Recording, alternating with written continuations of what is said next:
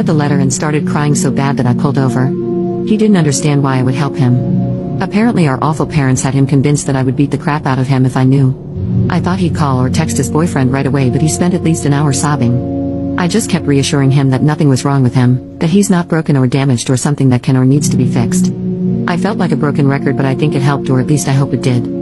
After he calmed down, I was able to talk to him for the rest of the drive, dinner, and even most of the night. I told our parents he'd crash at my place cause it got late when we grabbed food, and said that we got talking to two girls, which admittedly led to no fight or questions. He then told me they hadn't physically hurt him, but when they found out, they trashed his room searching for gay. This meant anything rainbow or not masculine enough, and they destroyed anything found, including a couple printed pictures he had with his boyfriend.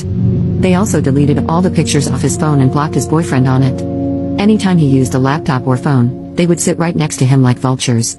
The rest of the time they kept the devices locked up from him. He told me they searched his room once a week just in case he found a way to sneak something in. The rest of the time they either didn't talk to him or berated him and yelled at him about how he needed to be cured and fixed. He cried a lot throughout talking about all of this stuff, including me asking the tough question that he didn't want to answer. I asked about how depressed he had been. If he's been self-harming or contemplating self-slaughter. I'll admit, I cried when he answered.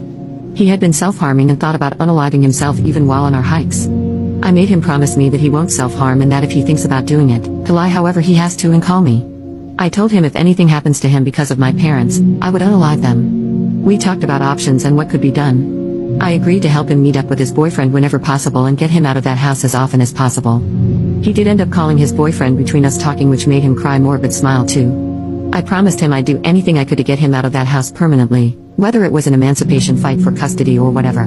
He hugged me more that day and night than I think I've ever hugged anyone. It's embarrassing to admit, but he even slept in my bed. He was able to see his boyfriend the next day before I had to bring him back home, which freaking killed me inside. Luckily, I was able to get my brother out on another occasion soon after. I had planned to go camping with my best friend and was able to take my brother and his boyfriend with us. It was really nice to see them together and so happy. Soon after, I went over to go help him with a project. I discussed some ideas with him and told him that if I could pull one off, I might be able to give him a spot to hide a phone, cause I really wanted him to have one for an emergency.